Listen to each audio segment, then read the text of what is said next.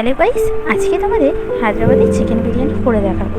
প্রথমে বেরেস্তা ভেজে রেখেছিলাম, তারপরে চিকেনগুলোতে টক দই, আদা রসুনের পেস্ট, তারপরে পুদিনা পাতা এবং কাঁচা লঙ্কা বাটা, তারপরে নুন, হলুদ গুঁড়ো, গরম মশলা গুঁড়ো, কাশ্মীরি রেড চিলি পাউডার, তারপরে শুকনো লঙ্কার গুঁড়ো এবং তারপরে ধনে পাতা এবং একটু সর্ষের তেল দিয়ে 1 ঘন্টার জন্য ম্যারিনেট করে রেখেছিলাম।